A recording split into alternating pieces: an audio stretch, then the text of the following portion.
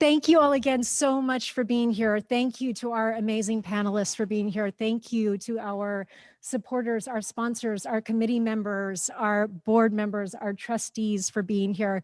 We are so incredibly grateful that you have chosen to spend your afternoon with us. We are so touched and so grateful for your time and support. Without further ado, I would like to introduce Jackie Cruz, the amazing head of the Hardin College Foundation and the Vice President of Advancement and Development for the college. Jackie really doesn't need an introduction. She is an incredible woman who was one of the great visionaries that brought the Women's Education and Leadership Institute out to our community. Without further ado, please join me in welcoming Jackie Cruz, who is here on Zoom with us today. Thank you, Ala. Thank you. Good afternoon, everyone. And it's so great to see your faces. And I wish I could see all of our panelists' faces, but I know you're here with us. It's fantastic to see over 100 people with us today. And I can't believe that it's already been 10 years since we launched WELI. Can you believe that? 2011 was when we first launched WELI, and then a few years after that, we launched the WELI Forum. So let me go ahead and start with a huge thank you to the volunteer leader who I reached out to outside the YMCA when we were working out. Her name is Valerie Schlothauer. I don't know if she's with us today, but I asked her, hey, Val, let's start a women's college support program, because we didn't have anything like that at the time. And she immediately said yes. She just had to wrap up some work with the Boy Scouts that she was doing. And so I will always be thankful to her for that. So I would be remiss not to mention the co-founder of WELI. And then and along the same lines, 3 years later, I asked Susan Black over a breakfast at Allie's, I think, if she would help us launch an event that would produce funds to support the program, but also endow it. And so that is the goal of the WELI Forum. And so I want to thank Susan Black for saying yes. Yes, yes. Thank you, Susan. And thank you, Val. Although this past year has certainly brought challenges, grief, and hardship, it has taught us much. And we are here to celebrate our humanity, our solidarity, and our endurance in the face of it all. I'm honored to share today's program with you and to highlight champions on the front lines of medicine, education, crisis counseling, and the ag industry, as well as our outstanding WELI scholars who continue to overcome and show us what it means to be truly resilient. We invite you to listen, to enjoy, and to join us in promoting the economic prosperity of women through higher education, strong women who in turn strengthen our communities and help them prosper. The Women's Education Leadership Institute, also currently known as WELI, the WELI Forum would not be possible without the support of our many generous sponsors. As we thank our forum sponsors, I ask that representatives share a comment or wave if they are on screen with us today, and of course on the chat. Let's begin with our two seed funders, Taylor Farms and Empower. Those two organizations provided us with startup funds for WELI in 2011. We thank them for giving us both the confidence and the resources needed to launch this important work. Our program funder has been a consistent source of backbone support for WELI on an annual basis, and that is the Peggy and Jack Baskin Foundation. Our leader sponsors are Taylor Farms and Dilbeck and Sons Construction. Thank you, Sharon Dilbeck. Our mentor sponsors are Pebble Beach Company Foundation, Pinnacle Bank, and Salinas Valley Memorial Healthcare System.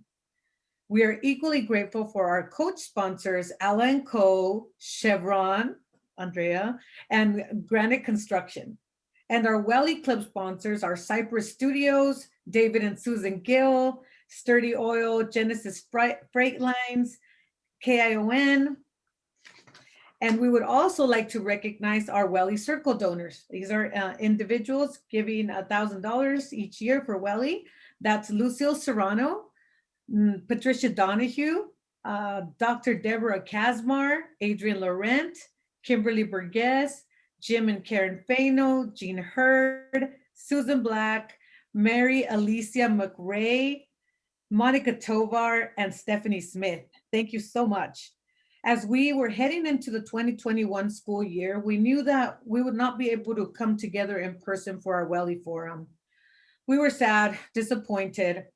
The forum is our annual fundraising event for WELI, and without the forum, our committee was concerned that we were not going to be able to fund the upcoming WELI cohort. In essence, we would have to skip a year of our 25 amazing scholars. So our committee got together and they actually redesigned the concept. So under the leadership of co-chair Sharon Dilbeck and Karen Fano, they put their heads together with the committee and created WELCON. And WELCON stands for Women of WELI Connect. A group of amazing men and women, so there was some guys that joined us, raised over $64,000 for WELI scholarship funds. And it helped us also launch and get into the social media and online fundraising through our WELCON committee and our work. And the best part of it was that we did not have to skip a year. We were able to fund our 25 women scholars. And so that's all thanks to the grassroots efforts that ensured that we raised the funds needed to support our WELI cohort. We really want to thank our WELCON participants and everyone who donated to that fundraising effort. It was really, really awesome. And it was a lot of work. I think the committee would agree, but thank you so much. On screen, you're seeing the names of the team members who went the extra mile to ensure that our WELI scholars had that financial support that they needed. So I'm not going to read those names, but you please enjoy them and thank them. If you know anyone that's on that list, please thank them for all their hard work and their generosity. So thank you to the hundreds of donors who supported this special campaign. We also want to thank two organizations actually this year who stepped up with emergency funding, emergency fund scholarships for women. And that is the Community Foundation for Monterey County and the Monterey Peninsula Foundation, who have generously provided emergency support for women during COVID-19. Thank you all for empowering the women in our community through WELI.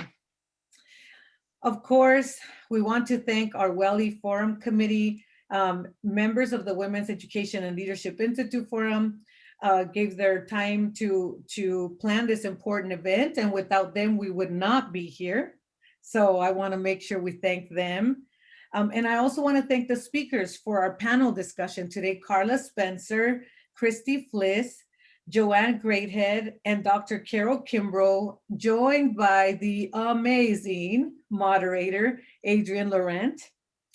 And I want to, before I introduce my boss, I want to thank two sets of people. Of course, the governing board of trustees for Hartnell College, President Erica Padilla Chavez, along with all of the trustees for fully investing in women's education and in the WELI program.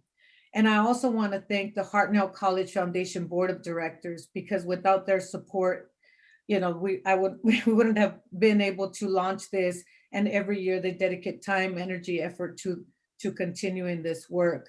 And our president of the board is Judy Solsona. So I want to thank her as well. So now it's my honor to introduce Hartnell's Superintendent President, Dr. Raul Rodriguez. And I didn't say the interim part because he's going to be here with us for several years. So yeah, he's an amazing interim superintendent president, Dr. Raul Rodriguez. He will share a bit more about this fantastic program and its impressive scholars. Dr. Rodriguez began his leadership role at Hartnell this past July after serving as interim president for East LA College. And then previously, he was the chancellor of a much bigger district, the Rancho Santiago Community College District, from 2010 to 2019. So without further ado, please welcome my amazing boss, Dr. Rodriguez, and thank you all. Thank you, Jackie. Thank you all for being here today, and thanks for supporting Hartnell students. I'm new to the WELI program as I'm new to Hartnell College, but I can relate to the WELI program because I have two daughters, one who graduated from college and one who's still a ways away from getting to that point. But I wanted to share a quick story about my older daughter. When she was in third grade, she started having trouble in math, as many young women do. And they get turned off to math, and that limits their opportunities for the future. And so being an educator, I knew this, and I wasn't going to take that lying down. So I was living in Watsonville at the time, and we had no local resources that I was aware of. So I signed my daughter up for Sylvan Learning Systems. And I drive her to Cupertino every Saturday morning to focus on math. And it paid off. She graduated from UC Davis many years later, and she's very successful and doing well. And I highlight this story because it's so important to support young women at the elementary level, at the middle school level, at the high school level, and certainly at the college level. And I'm so glad we have this WELI program, and I can tell you it's getting results, it's doing well. Let me share a few of those with you. So WELI has graduated more than 200 scholars since 2011 and granted some $400,000 in scholarships. 84% of the current participants receive financial aid. 63% are the first in their family to attend college, and 52% are mothers themselves. Despite these life challenges and challenges of financial support, these women go on to do tremendous things. 97% of them achieve their academic goals, with nearly 3/4 graduating with a certificate or degree, compared with 41% of women students with the same GPA who are not in the WELI program. 65% of WELI students transfer to four-year universities versus 38% of comparable students who are not in the WELI program. So this program works, it gets results, and this is why we need to keep investing in it and supporting this program. As Jackie said, we're preparing these women to contribute to the greater good through their careers and through their communities. We can only imagine what they're going to achieve in the future, and I can't wait to see that. I want to thank each and every one of you for being part of that and for your continued support of WELI and the Hartnell College Foundation and for all of Hartnell College students. Now we're going to watch a brief video about the impact of the WELI program, and then to welcome a recent WELI alum, Leslie Cruz, who will share her impressive journey and experiences with the WELI program.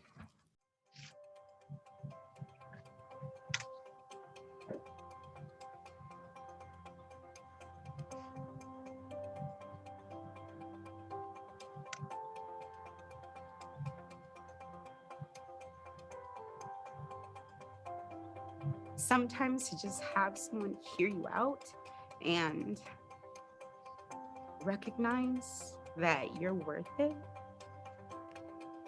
that's enough to make you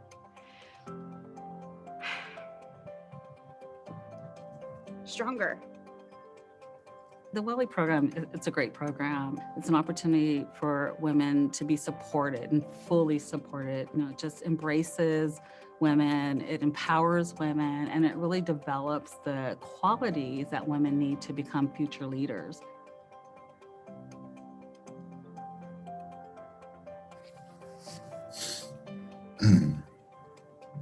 So WELI, I feel like, has impacted my life in general so much.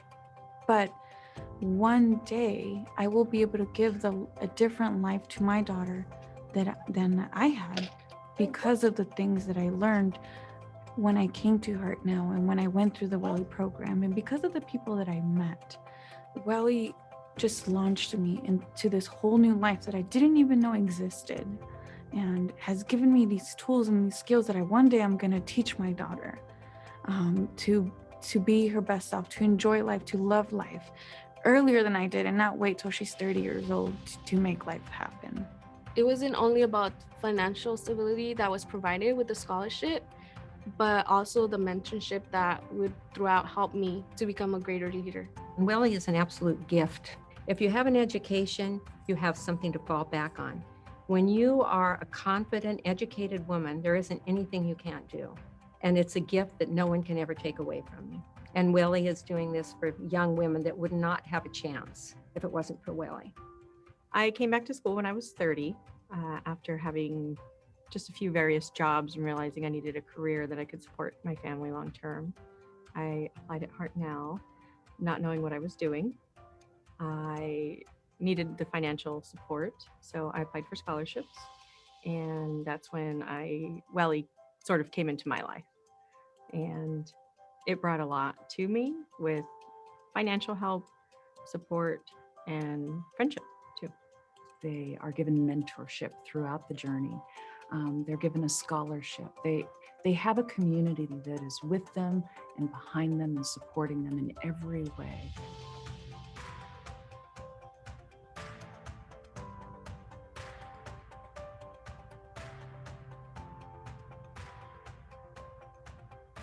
Well, what we found when we looked at data is that students needed more than just funding. They really needed wraparound services. They needed emotional support. They needed someone to inspire them and to reach out to them when they needed help.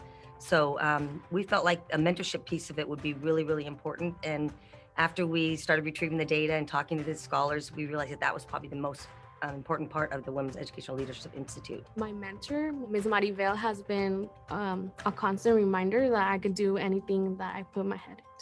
When I was paired up with my mentee, she came from the East Side, which was really exciting to me because I'm a product of the East Side.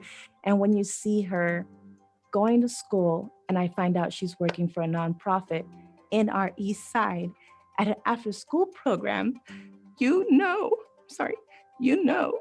that her benefiting from WELI is going to go immediately to these children that need guidance. And she's 20 years old, trying to better herself, going to school, going to a nonprofit, and giving back to these kids that are a vital age. It's just so rewarding for me to see these young women enter the program and flourish and blossom, and then become educated, confident, empowered young women. And even more remarkable that these ladies then step up and help the new students who are entering the program with peer support.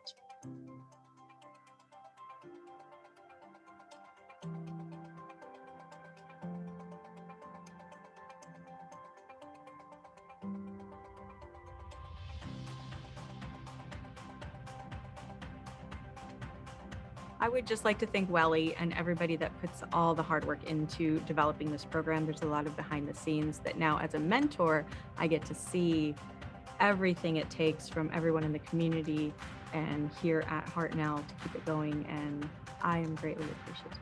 To all the mentors, whether they know it or not, whether they're told enough or not, thank you.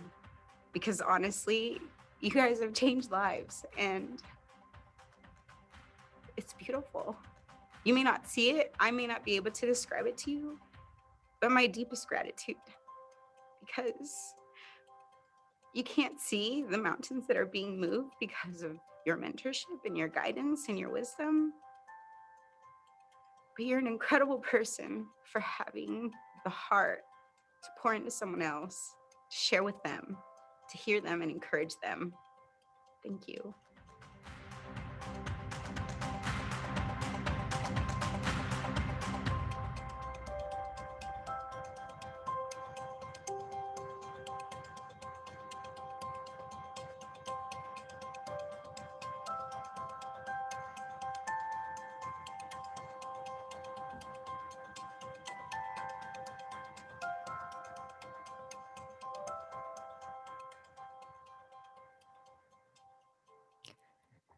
We are so incredibly grateful and touched by all of our WELI scholars, our mentors, our supporters. And it's my great pleasure to introduce Leslie Cruz to come and speak and share her story with us. But before she comes up here, I've gotten a few messages from people that that as you're watching, you're seeing all of us in grid view. So rather than seeing a nice big clear picture of the person who's speaking, you're seeing 20 tiny little faces. So I want to encourage everyone that has that kind of funny view. In the top right corner of your screen is a little combination of what I call the waffle, 9 little dots, and it says view in the top right corner.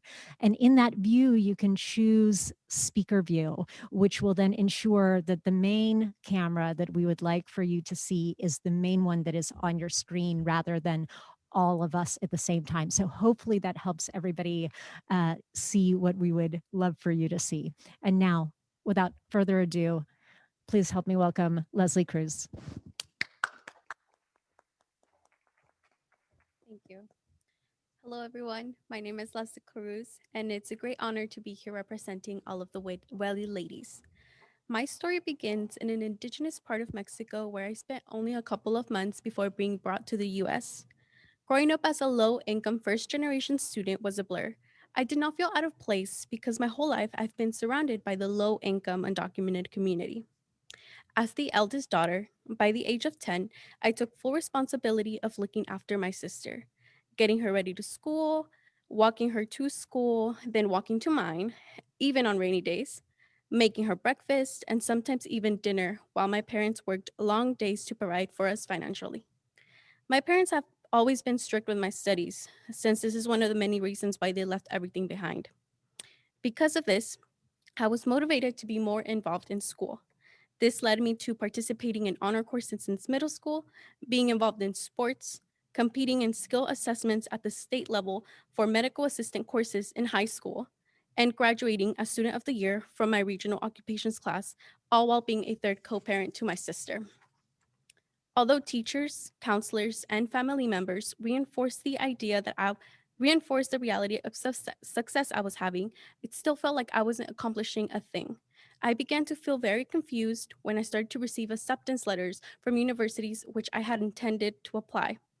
Um, Not only was I feeling guilty for leaving my family behind, but the imposter syndrome actually won this battle. I was overwhelmed because I had no idea how to navigate the higher education system. I knew I had to continue my education, but not at a 4-year university. Not yet. Therefore, I enrolled in Hartnell. This was by far the best decision I could have made. Right off the bat, I was taken in by the ACE program, where I learned about various on campus resources, including Welly, Mikasa, and the Dream Club. Learning about these resources really made me excited to continue my educational journey because now I knew there were people out there who were willing to help. What stood out to me and encouraged me to apply to the Women's Education and Leadership Institute was the mentor portion of it. As mentioned before, everything was new to me as a first-time generation student. Therefore, having a mentor who was already in the career field I wanted was essential. Obtaining the financial aspect of the scholarship was also a great help. Unfortunately, I didn't qualify for financial aid. Although my parents made the sufficient money to not qualify, this money was not enough to cover my school expenses. Because of the awarded financial help I received from this scholarship, I was able to purchase all of my textbooks and access codes for 2 full semesters. Not only did I learn so much from my mentor, but the quarterly workshops expanded my knowledge on various topics. One of the many workshops that were a great aid was the financial literacy workshop.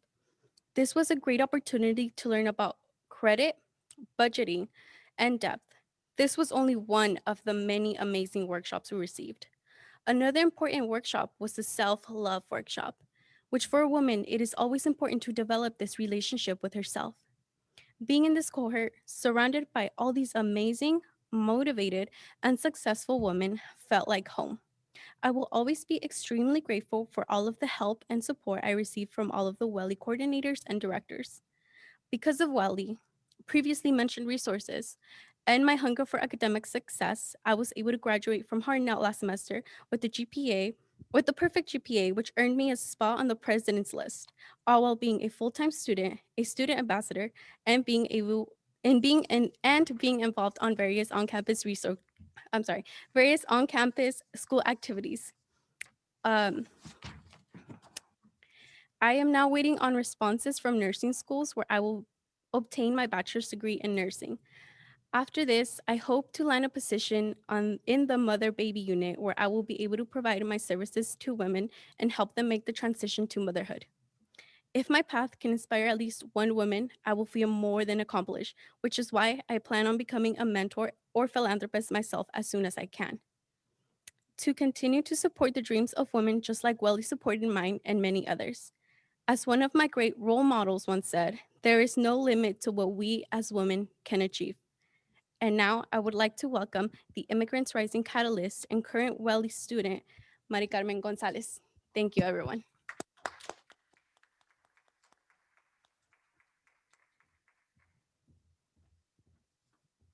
Hello, good afternoon, everyone.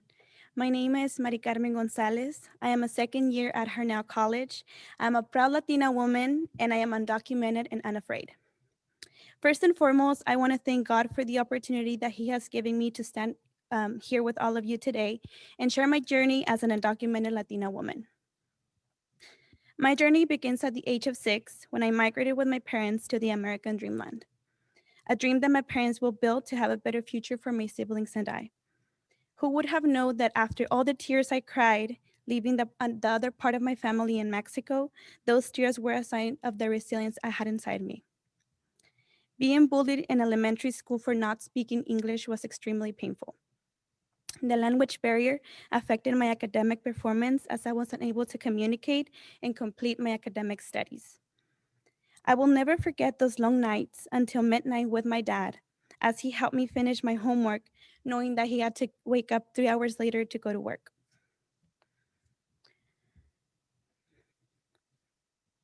And then, as I began my college path, I came face to face with financial aid denial and people who didn't stand up for me and didn't understand my needs. So at that point, I decided to advocate for myself. I worked hard by passionately dedicating myself to my education. And I began looking for leadership opportunities that would give me the guidance, development, and financial support I needed to take a more substantial step towards my future goals and maintain perseverance. I didn't have to go far because Harnell opened the doors for me, and so did Welly. Welly has been more than just a program. It has been a space to feel safe where I can grow as a young woman and become a better version of myself by learning to become a leader in my community. Welly has given me useful tools and teachings to use in the future as a professional. I have learned the importance of self-love, determination, and believing more in my potential. And I think women do amazing things when we get together. And I can't wait to learn from amazing women and grow up together. And Welly gave me the financial support I needed to continue my education. And this is crucial because without you, I might have been having a terrible time. But I am here, following my dreams because I found a place where they understand my needs, see my potential, and the desire I have to make a difference and be someone in life. And Welly gives me that. You give me that. Today, I encourage you to continue supporting Welly because it made a difference in my life, and I know that they can make a difference in other women's lives as well. About 2 months ago, I received a letter saying that I was accepted to my top school, Sacramento State.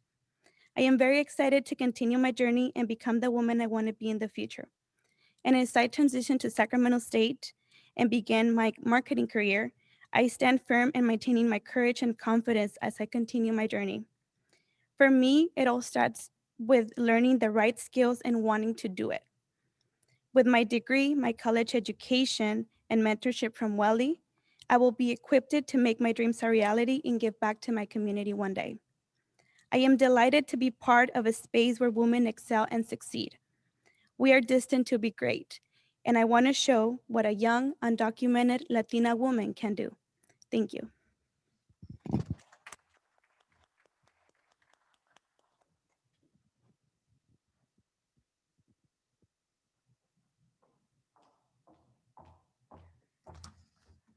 Oh my gosh, it's hard to follow that. Thank you so much, Leslie. Thank you, Mari Carmen. You're such amazing young women, and you and fellow scholars like yourselves are the reason that all of us are here today. You are the reason for all of the love coming in through our chat, for all of the people that wanted to come and watch today, for all of the people that send in their donations regularly. Thank you so much for being here. Without further ado, well, actually, that's not true. We're going to do one tiny little thing before we go to our live panel with all of our featured speakers. We're going to, and I hope it's okay with everyone, but we're going to give away a prize. we promised that we would have an official watch party. And thanks to the generosity of McWhorter's Jewelers, we actually have two beautiful watches matching his and her set. And normally, if we were all together in the room, we would, play a cool little game and pull a winner and everyone would applaud. But here we are doing this virtually. So we are going to embrace technology and use a random number generator to pick our winner. Now, this right now says from 1 to 370. Everyone that registered for the event was assigned a number, and we have that sheet somewhere, right, ladies? So everyone was assigned a number, but you must be present to win. So we're gonna pick a number, call out the name, and ladies, do you want to come join me over here? We're gonna call out the name, and then we're gonna figure out if you are on with us today or not. So are we ready? We're gonna pick the first one. I think you guys can see this, and it says random, and the lucky number is 60. So who was our 60th person to register? Let's see if there are the lucky winners. Jesus Clemente. Okay, Jesus, if you are on and watching, please raise your hand. And I know Aline is here going through our participant list to see if he is on. Maybe we'll pick 3 numbers just to be safe.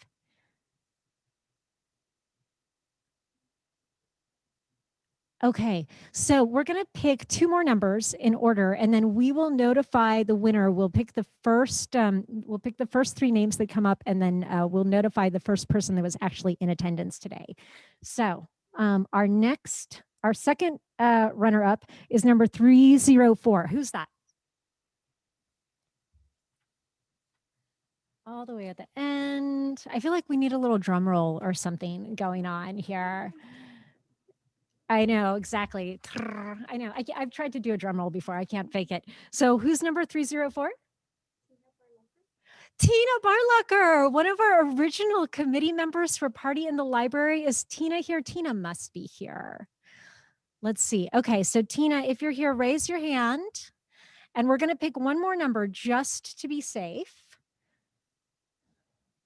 Number 181. So who's our third runner-up for the prize? Must be in attendance to win. It's so suspenseful, you guys. Who's that? Thomas Viven. So thank you to everyone who registered, and we will get in touch with you via chat or via email, and we'll go on numbers 1, 2, and 3 to see who was in attendance, and then we will award the prize. So now, truly, without further ado, it is my great honor and pleasure to introduce one of my favorite people on the planet, Adrian Laurent, who this is your 6th out of 7 years participating with us. We somehow blew it 1 year and didn't have you. You have moderated 5 of those years. You participated as a panelist one of the years. Adrian, the Welly Forum would not be the Welly Forum without you. So please, let's all welcome and thank Adrian for being here. And then I'm going to hand it off to her to introduce the rest of our panelists. Thank you, Ala. And it is truly my great pleasure to be a part of WELI. I love this program. As you can see from our scholars today, they have some great stories, and they are women on a path to success. And that's what this is all about. And I'm so honored to be here with my fellow panelists. Hello. And would you all welcome yourselves, introduce yourselves, please? Welcome yourself as well. I'm welcoming. My name is Carol Kimbrough. I am the clinical supervisor for Hartnell College Crisis Counseling and Emotional Wellness Services. I'm a proud Hartnell Panther. I've worked here for over 30 years, and I am a definitely strong and proud WELI supporter. So it's really an honor and a pleasure to be here. Thank you, Carol. Hi, my name is Joanne Greathead. I work for the Growers Shipper Association. I am their Vice President of Membership and Finance. Carla? Hi, good afternoon. And it's my honor to be here. And I am too a very big WELI supporter. My name is Carla Spencer, and I work at Salinas Valley Memorial Healthcare System. I'm the Associate Chief Nursing Officer at the hospital, and I'm thrilled to be here. And I've been a part of Salinas Valley Memorial Hospital for almost 19 years. So very proud to work where I do. And we have one more guest who is not here with us, but joining us via Zoom. Christy?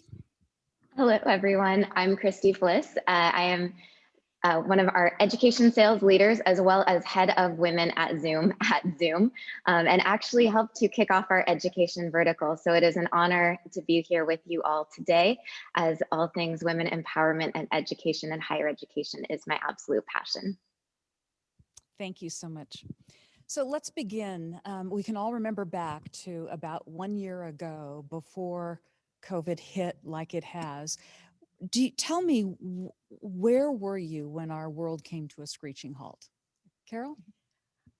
I was here right at Hartnell College as clinical supervisor for the crisis counseling services. And to provide a little bit of context, this is a program that provides mental health support for our college students.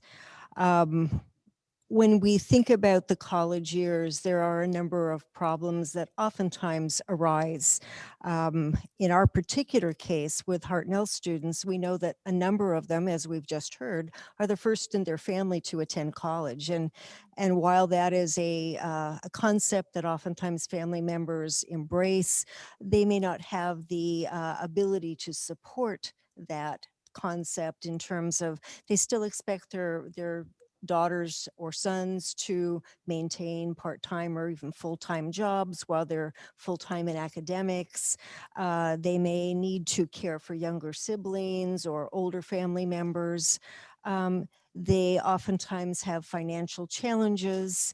They may have home safety and security challenges. There's just a number of problems that do arise during the college years. And so we typically see students for situations such as academic stress, depression, anxiety, and just feeling overwhelmed by everything that they're trying to juggle on their plate. So our services consist of 5 therapists who work under my license as a marriage and family therapist. We see a number of issues that are developmental at this point in time as well, in terms of the college years are oftentimes the time when students are striving toward independence and trying to claim their identities as adults, and yet they go home and the eyes of their parents still see them as children.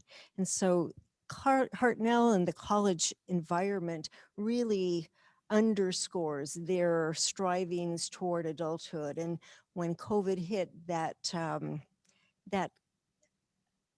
environment was removed from them. So COVID was quickly dubbed not only for its devastating impact on all of us, but mental health was quickly identified as a second pandemic.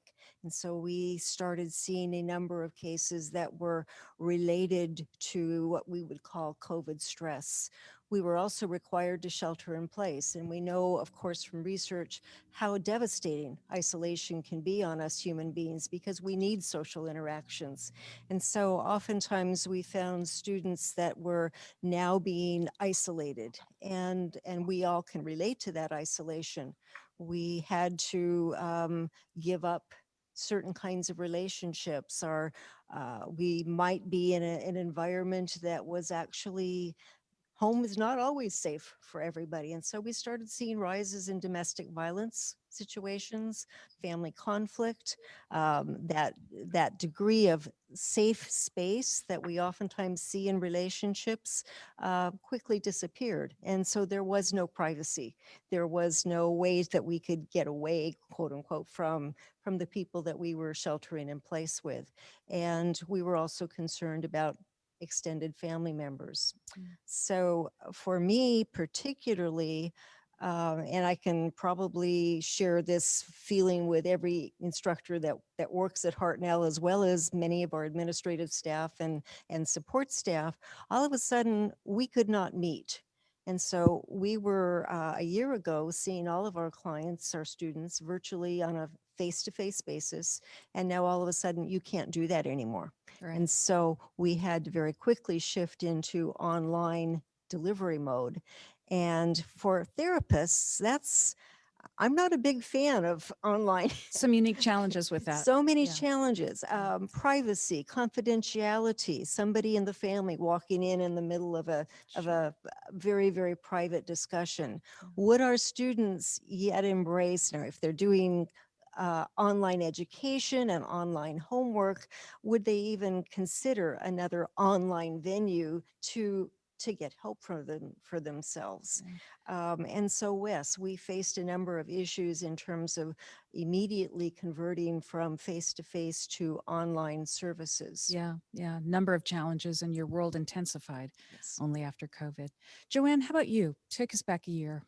Actually, a year ago, sitting in my office, we were doing the normal things day to day. And in fact, I look back now and I kind of laugh because we were planning a 3-day event that was going to take place in June, not knowing what COVID would bring for that year, and things would be canceled. So it was kind of status quo, going back, trying to get ready for the year. And Grower Shipper really stepped up and took a leadership role with COVID. So you probably had no idea the role that you would be assuming as time went on. I had no idea. I mean, looking back, it's amazing. Yeah. Carla, do you remember a year ago? I do. We just had celebrated the holidays, and we were coming into January and the new year, and everybody was excited. It was 2020. And, at the hospital, we were getting some word, that there was this coronavirus, this COVID-19, and, that it was making its way over to the United States. And so, for us at the hospital, it's something that we really started to track early on in the year. And as we saw that it was coming and approaching, we had to really put our processes in place and activate our disaster management system to start and plan for this virus. I think what I didn't know was that this would be the most unprecedented year in our career. And pretty much I could speak for all of us in the medical field.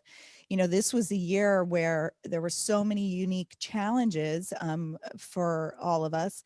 And then at the top of it was that we were, the industry that would be doing the most, planning to receive patients and take care of patients. And so it definitely was eye-opening. I think, like many people, you kind of are in the face of this and you're saying to yourself, wow, how am I going to get through this, next few months? I have 2 boys. And so we were kind of with that struggle that the schools were starting to close down. And so at the height of my career, where I knew I was going to put lots of hours in and lots of planning and leadership at the hospital, also on the flip side, I'm a mom. And, so it was like, how are we going to juggle all of that? And so looking back a year, we have come a long way, and kind of just proves to you how resilient you are in the face of a crisis. And, you say to yourself at first, oh, how am I going to get through this? And then looking back a year, you could say, well, we did it. Yeah. We did it. And it's not like you didn't have a busy job anyway, leading the emergency room, but Carla also became the operations chief for our COVID response. So that's busy on top of busy. Yes. Yes. Christy, take us back a year in your life. Well, a year ago, almost to the day, actually, to take it back a few days prior, I had hopped on a plane on Leap Day out to London, and in part for work, in part because we were actually launching for Women at Zoom, our employee resource group, our EMEA launch, and then in part a little bit for love. So I hopped on this plane on Leap Day, not knowing what was about to happen. And I was in London walking down the street, and I remember it vividly. I was walking down street in the evening and got a call, and it was that the state of Washington was about to go under state of emergency. and they were getting hit with this the hardest. And there were so many unknowns happening at the time. And I can just remember darting into the hotel, into the side room, and then being on back-to-back calls with the state, with internal meetings, everything else, because what was being asked was to launch out Zoom at that time to the largest number of users in my 6 years with Zoom that we'd ever done before. And we always tie it back to the client experience and that it has to work. So a lot of these conversations were ins and outs with engineering. How is this going to work? How is the account structured? What did this look like? What information was relevant? And getting into all of these kind of, really quick meetings to say, okay, how can we get information out the quickest, because this is such a challenge. And so it's quite crazy to think back to that time and how much that would change, and also not realizing at the time that that would mean that I'd be under lockdown for about 4.5 months in London, also being at the forefront of this for Zoom. And I think I mentioned earlier that I helped kick off our education vertical. So we had a small team prior. So with this transition and trying to help so many schools, K through 12 higher education, associated medical centers and research institutions get online in short order, it was a whirlwind, to say the least. I can only imagine, knowing in hindsight how much Zoom has become a part of our everyday life. And it really was in some ways our lifeline when you think about it. Thank you, Christy. So this is all about leadership and women in leadership positions. Can you give us some insight about how your life led you to become a leader in your industry at the time that COVID hit? And why don't we go the other way? Carla, do you want to start with that? Sure. Well, I became a registered nurse back in 1998, and my passion was critical care, and I worked in the intensive care unit. And I started in Florida, where I was born and raised, and then moved out here in 2002 and started work at the hospital. For most of my career, I thought I was going towards the education route. I did a lot of education and loved to mentor and bring new nurses into the intensive care unit. And then one day it was a friend of mine, mentor of mine, that said, you would be a really good leader. And I said, wow. I hadn't thought of that. I mean, I thought of myself as an informal leader, but never thought of leadership in a formal manner. And so I said, I'm going to go for that. And then I developed my passion for leadership. And, I think especially this last year, being a leader and seeing the great teams that you work with. I mean, I can't be more grateful for not only my colleagues, the other leaders that I work with, but also the staff, and just how everybody came together. And you talk about resiliency. I mean, this is something that really became apparent, and how resilient we all are. And to be the leader of that, especially like Adrian said, in my operations chief role, is a big role in the organization and development of all of the COVID-19 processes and procedures that we did. And we essentially changed the entire way that we did medicine. And that was really unique to this last year, is that we have now a lot of new normals in medicine. And so as a leader, it really, I'm grateful and I'm proud of, the team that we work with and the things that we've accomplished over the last year. Great. Joanne? So I think mine came around a little differently. I was working for the grocery shipper, and my job was very social. So with COVID, social kind of came to an end. So it was time for me to recreate myself. And one of the tools that we were working on was a housing program. And that was my recreation. So the association put together the first of its kind a housing program for farm workers. And that was to be able to give them a place to isolate, whether they were exposed or positive for COVID. And in that program, we were able to give them a safe place to get well and give them the tools that they also needed and their employers needed to make sure they could get better so that they could get well. Well, and it's an amazing program, and we worked a little bit with Grower Shipper on that, and we had people every day change different people for the weekends and such, but every day Joanne was there and answering the phone and helping us and guiding us. And your leadership on that program is really impressive. So Thank you. Yours personally and also Grower Shipper. So thank you for It that. was great to have you guys with us. You know, you learned so much being together. It was it's an amazing program, and it still is continuing today. Yeah. Yeah. Carol, tell me about your leadership journey. I have to go back to my first year of teaching to to begin the story. I jumped into full-time teaching some 30 years ago, and while I was struggling to create lectures and write exams and develop curriculum, I was struck by the number of students who came to visit me in my office, and oftentimes right before the first exam or a major project was due, but the outpouring of the personal problems and issues that were getting in the way of their academic success. And so it came very apparent to me that teaching was not about giving information, but it was about developing relationships.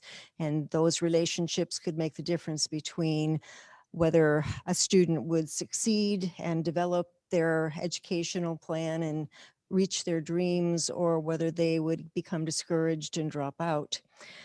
I wanted to make sure that the advice, the counsel that I gave them was appropriate.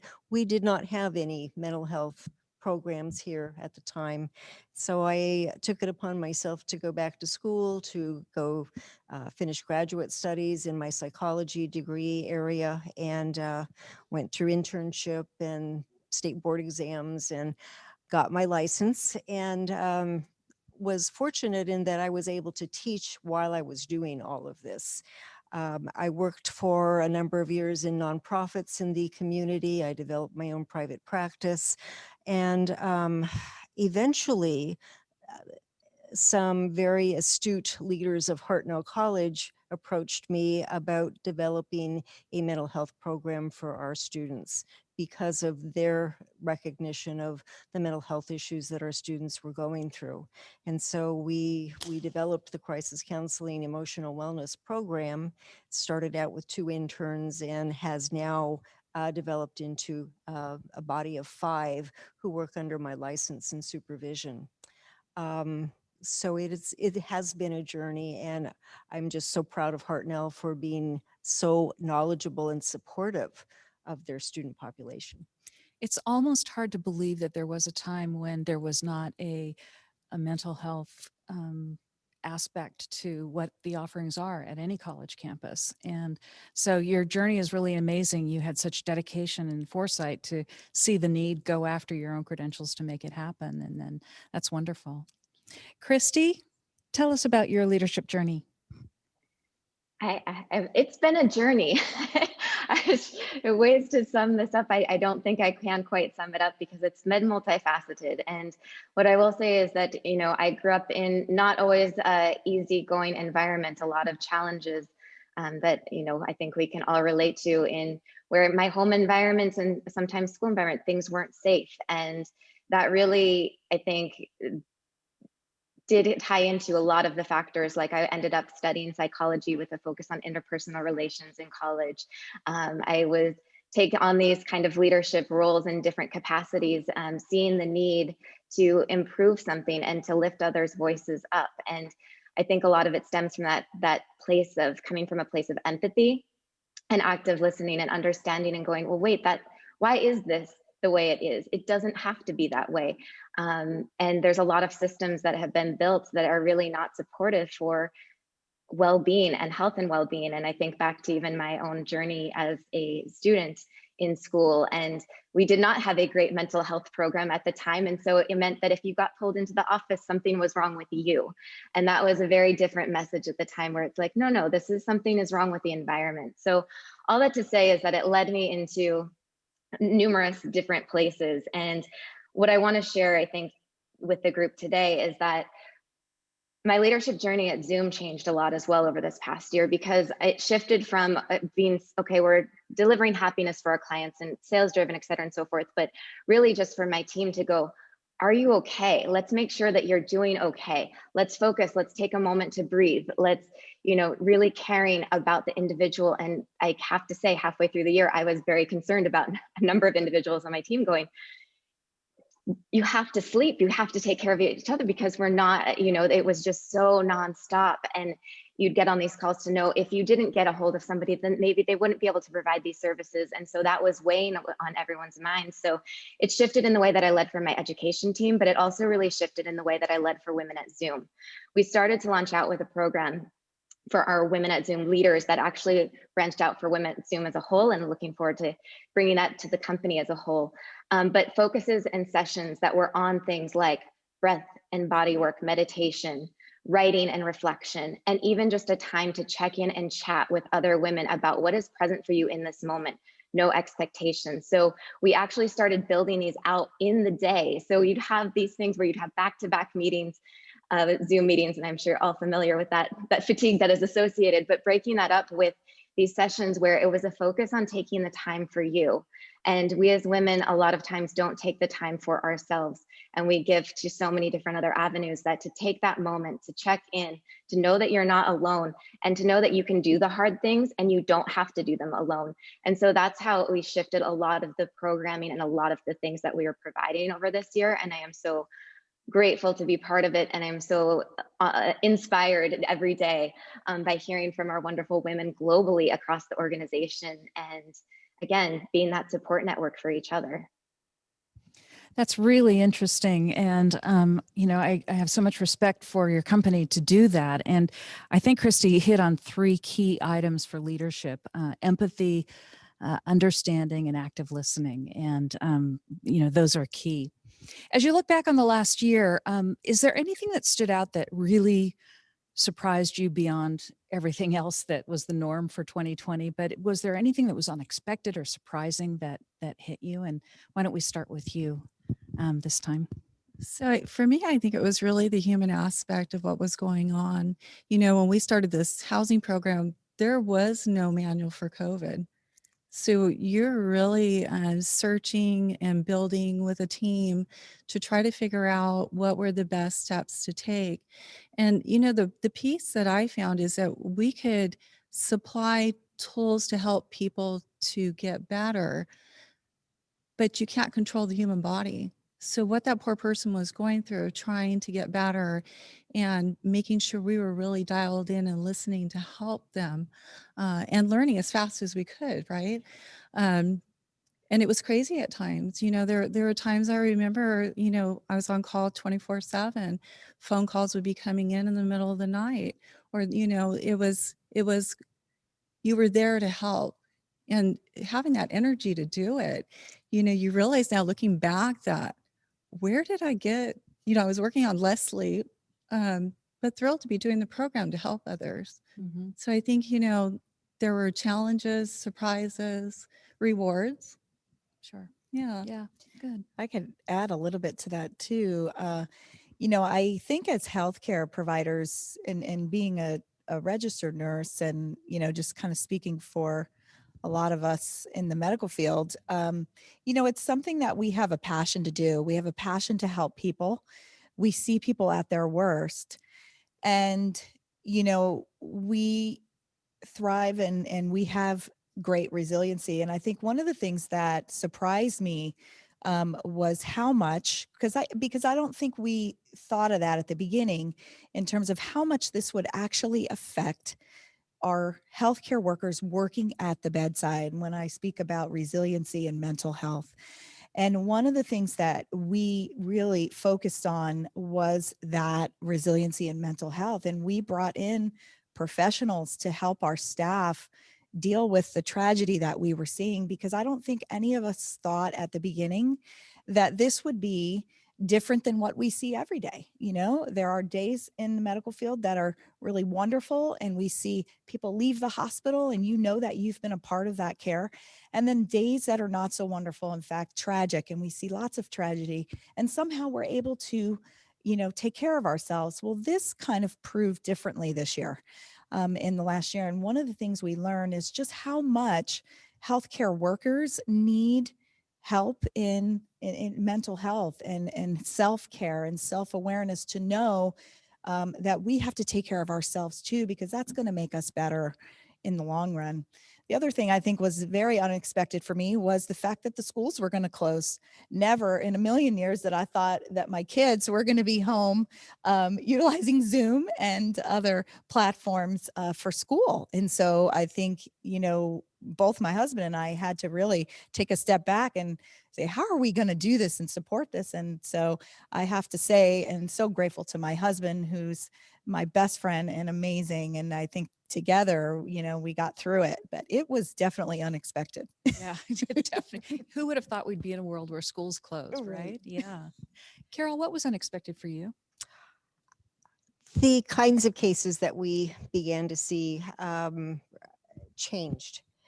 We started to see more, anxiety, depression skyrocketed. We started to get more reports of suicide ideation, self-harm. I think some of these were impacts of isolation. When we talk about the need for self-care, well, when recreation and leisure activities are taken away, it becomes more difficult to do those kinds of things.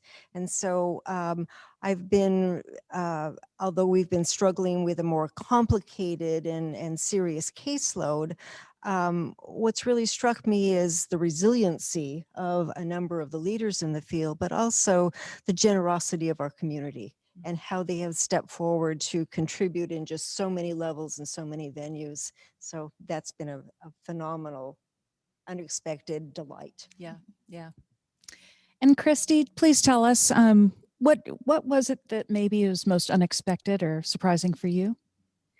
So, I mean, one, I'd have to say everything that happened in the last year by far. But I think, you know, I think back to a year ago and before a year ago, and the way that I even just interacted with working at Zoom and utilizing Zoom on a day-to-day basis, it was always very, you have your walls, you're very professional, you speak, you don't show all of your emotions. And I remember vividly the time where that shifted for me. And it was like, oh, we can talk about the hard things. We can cry on camera, and that is acceptable and that is fine. And I can remember I sat in a meeting with two of our male leaders and I was tearing up about something and I didn't apologize for it. And I went, okay, I'm proud of myself. So I think a lot of the self-talk and positive enforcement really made such a difference. And also, again, to that, creating those environments where we get to share what is present for us.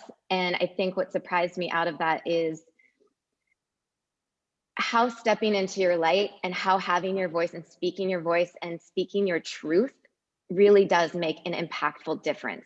And I think as women, we have a tendency a lot of times to also want to fit into a box, or because of our past trauma or anything in the past that told us, that voice inside that says you can't do something or you're not good enough, and challenging that voice and starting to interrupt those patterns, and to realize that by stepping into your light, you allow others to step into their lights and to shine brighter and to be able to help make an impact. So I think that's something that definitely surprised me, because I never would have even thought that I would be here speaking with you all today.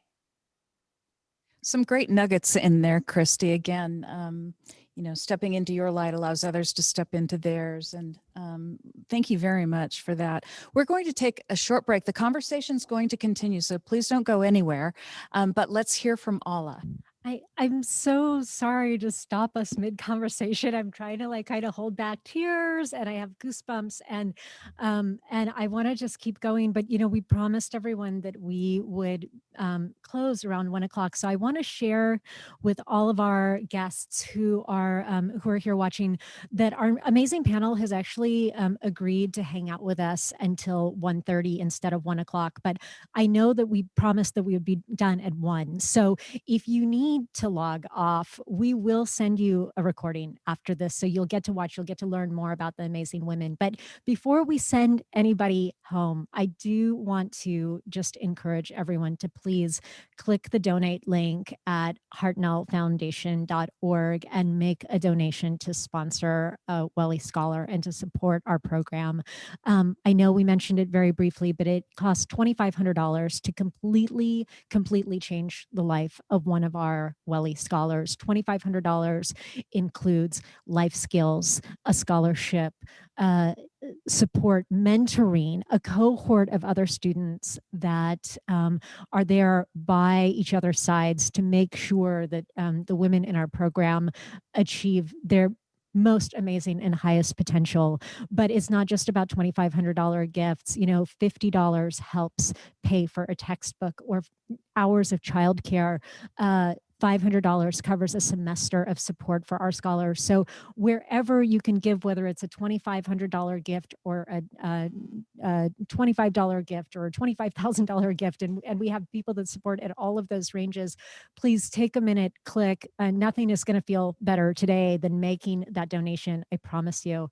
And so we're going to get right back to our amazing panel, and thank you again to all of the women who are here today. And like I said, if you can't stay with us for another 25-30 minutes or so, but are hanging on the edge of your seat the way that I am, we promise that we will send a recording of today's event so that you can see the rest of the programming. So thank you. Back to you. Thank you, Ala. And this is a program that we are all here wanting to support. So we do appreciate all of the support that you all are able to give.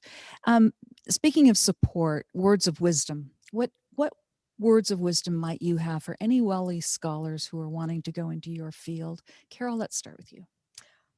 Well, I get to be an educator as well as a therapist. And so basically I get a chance to work in clinical field as well as the educational field. And teaching psychology has been absolutely fantastic. And so for those who are thinking about education as a career field, I can strongly recommend it. Some phenomenal relationships develop, and some other words of wisdom that I would import that don't necessarily relate to my field would be to advise each of these young women to create strong relationships with their mentor. Their mentor will have perspectives that perhaps they've never considered before. And so that would be something that will be invaluable to them. And then finally, just to believe in themselves, that women are strong and they can do whatever they set their minds to do.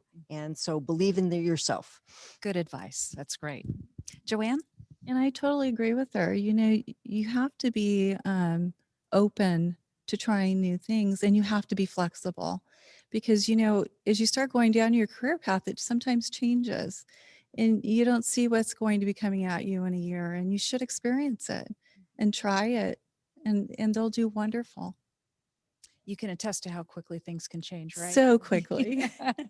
Carla, what words of advice do you have? Well, I would say, you know, having been a nurse for many years and, you know, knew exactly what I wanted to do as a little girl, you know, nursing in the medical profession is so rewarding, no matter what you do in it. And, you know, there are stressful days and days that are not so stressful and rewarding.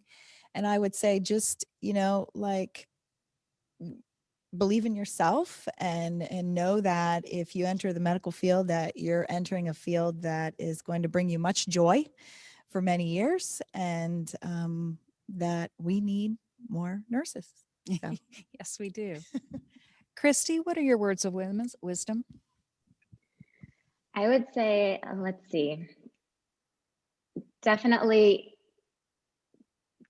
following your light and your truth, and knowing that when you face challenges and difficulties and are going through those difficult times do not define you, and those actually can be some of your greatest sources of strength.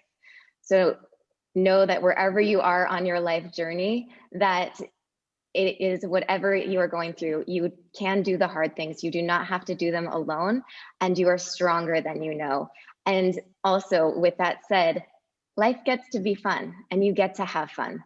So follow your dreams, follow those things that interest you, and challenge that inner voice and interrupt it anytime it says, oh, you can't do that, or oh, you're not good enough, or anything else fill in the blank that can send you into a spiral. So start interrupting those patterns, trust yourself. And again, life gets to be fun and you get to create magic.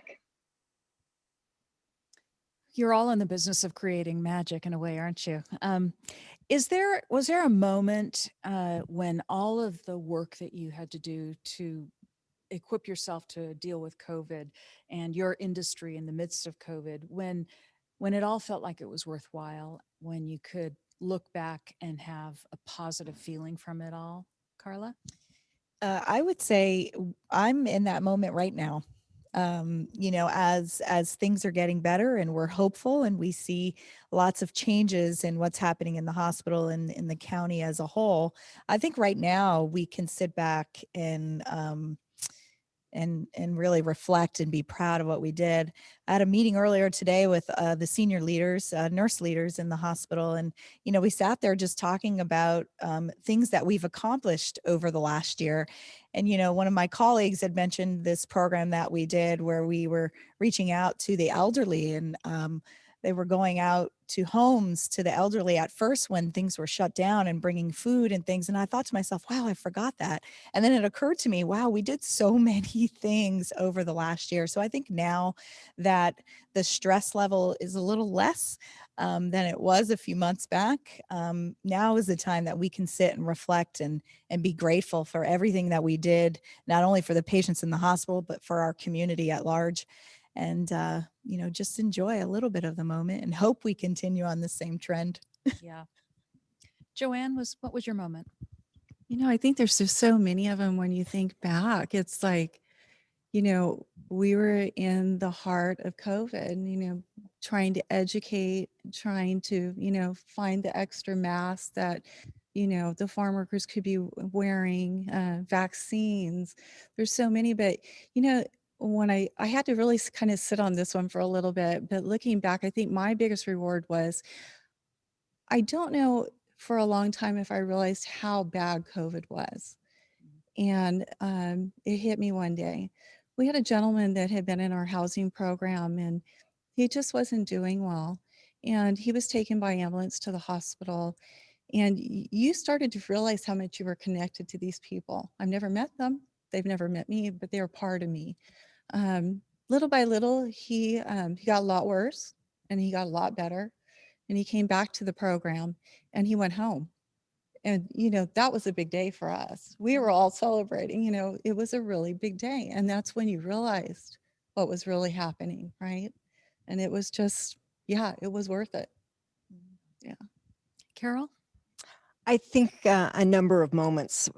Whenever I see a student who comes to us and they're depressed or they're anxious or they're feeling overwhelmed and they're about to drop out of their classes and they go through a series of meetings with one of our counselors and then they decide that, okay, maybe I can do this after all. Maybe Hartnell has some amazing programs that will help support me financially. The WELI program being one of our premier referrals. That's a great day for me. For students to seek therapy or to seek counseling for mental health, they're often struggling with this idea that it makes them kind of labeled as some kind of crazy. There's a lot of stigma around mental health. And so a golden moment for me is when a student will gather the courage and the strength to come forward, talk to another computer screen, and actually engage in that therapy process. They will tell us things that they've never told anyone before in their life, and that's a worthwhile moment. I would imagine it would be a remarkable feeling to know that that interaction could have a lifetime of rewards for that person. Christy, do you have a moment when it all just felt like it was worth it? I don't think there's one defining moment, but I think, again, it's a lot of defining moments over the course of time. I think, you know, during the heart of it, when everyone was incredibly under so much stress and people were projecting, for lack of a better term, the worst versions of themselves in communication. And it was all coming from this place of, we're all in this, what do we do? How do we fix this? It was such a life-changing time. So it was even just those moments and words of appreciation and gratitude that you'd receive that would keep the team going or keep us going when you were going through another sleepless night. But I think that also just seeing the impact and seeing the positive impact, seeing the ability to help people be able to continue to connect, to be able to continue to have education, to continue to have resources and access to resources, to continue to get to have family experiences in this time where we're not actually physically able to be with our families and with our friends. So really, I think that and I've said this even before COVID hit, but it's always been, joining Zoom has always been a lot of work and nonstop, but it's always been so rewarding in that sense of being able to make that positive impact and make a difference. And let's start off the next question with you, Christy. Is there anything that you wish you had known 12 months ago that would better prepare you for the last year? If I'd known this was coming, to be better, have more documentation, training, programming, things available, because that's something that, you know, today, even it keeps me up at night sometimes going, oh, how can we get more information out about how you can utilize Zoom more fully, how you can have a more positive experience, what that might look like. And so that's definitely part of it. I will also say that it was interesting during the course of this past year. I used to do dance classes, and one of the things that actually helped me find community was dancing with a local group that was in London that I had just met before everything went on full lockdown. And we used Zoom for it. And it was like, oh my goodness, wait, how can you actually set this up for success to have a positive experience where it isn't a challenge? And so that's something that I don't know if this fully answers the question, but it's something that keeps me going every day to go, oh, how can we help create an easy button? How can we make this easier? How can we simplify it so that the technology doesn't get in the way of the human interaction and the things and the important work and experiences that we have? Creating the easy button, that's what we all need, right? Exactly. Carol, is there anything you wish you had known? I think the importance of resilience and finding ways to contribute to remain meaningful and relevant. I think those are two things that I wish I would have been able to engage in a little bit more fully, and encourage others to engage in a little bit more fully, because those seem to have been lifelines for many. How about you? I don't know how much I could have prepared for this. I think it's taught us all a lot. You know, when you sit back and you think how simplified we are now, how we realize what we don't need and what we do need to survive, it's a great thing. You know, you really look forward to the little things now, and you learned how to get through this past year without a lot. And I don't know if I could have prepared. Yeah. I didn't never see this happening, right? Yeah. And I think we were all so used to being on the go and doing everything that we got to actually take some time and pull ourselves back a little and find what was important. That's so true, isn't it? It's sort of like a pruning. You know, we discovered what we have in our lives that maybe we don't need as much as we like. At work meetings, we've decided that we don't need quite as many meetings as we used to have, that we're doing them fine, and we're doing them via Zoom, and it's all working. Carla, great. Anything that you wish you had known before? You know, I cannot think. I'm like Joanne. I don't know. You know, that there are really we've done so much over the last year in terms of process and changing things. And I feel that, you know, we had a really great team, and teams work so different when you're in a crisis. And I feel like one of the positives of this last year is really getting to know your team and realizing the magnitude of what that team can do in a crisis. And, you know, for me personally, I'm kind of a type A, works very well under pressure, versus if I have enough time to plan, it's usually not a good thing. So I kind of like that sort of, that's why I went into critical care, right? I like the crisis. I like to think fast, and, you know, it really brought our team together. And I think we did we did amazing things. And so I'm not sure if we had all this information, I'm certain we could have taken time to prepare and really look at processes, but we accomplished the same thing, and really working on our teamwork and building an even stronger team than we already had. So yeah. So it's always nice to end on a positive, and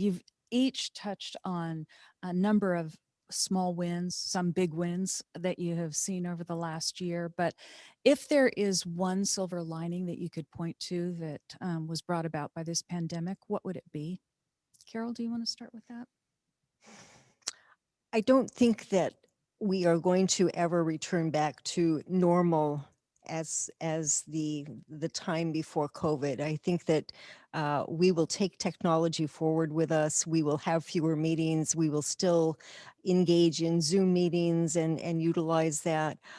I'm a little concerned that going back to the idea of having large rooms of instruction and social interactions after we've been in isolation for so long may be a little bit problematic. And so I'm hoping that we have learned to value our close relationships. As has been mentioned, we know what's important and what isn't important. And all I can say is thank God for Zoom. That's right. Yeah, So true. Joanne, what's the silver lining for you? You know, I think I saw a part of it the other day. I was really excited. I got to go to a vaccination clinic and volunteer for that day. And you know, watching people go through their line to be vaccinated, they're so thankful. And you know, we all need that right now. Yeah, true. Yeah. Yeah. Carla? I would say professionally, the silver lining is that we came with, many new processes that we may not have thought of in the medical field. We found ways to make processes more efficient. So I think professionally, that's a good thing. And then I touched on our teamwork and our team and really building a strong team. So that's a silver lining. Personally, just like Joanne said, it's that you really realize what you need and you don't. And I think over the last year, we've really focused on our family and, being together as a family and realizing that, it's the little things that make you happy, going for a walk or going for a hike and, just being together as a family. And that to me was priceless. That is priceless. Christy, your silver lining.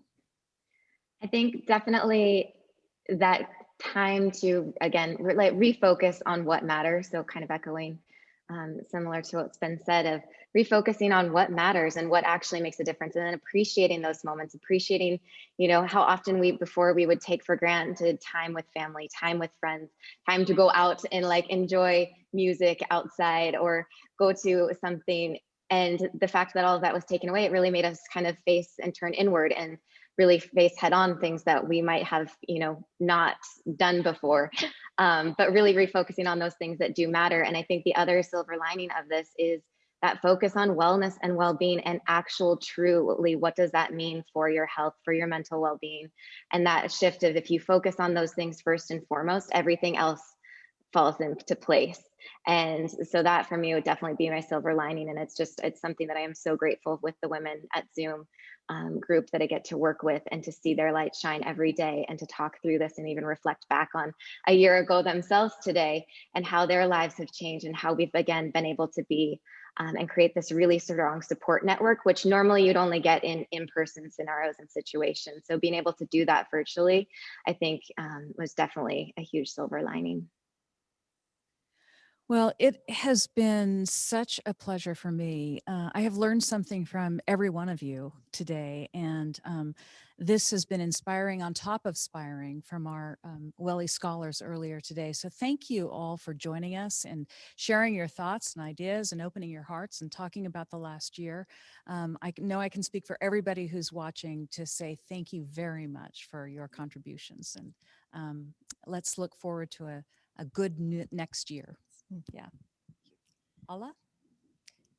Thank you to all of our sponsors who made this happen and made today's forum available free of charge for everyone who wanted to participate. And thank you for everyone who supports the Women's Education and Leadership Institute and our scholars at Hartnell College. Bye, everybody.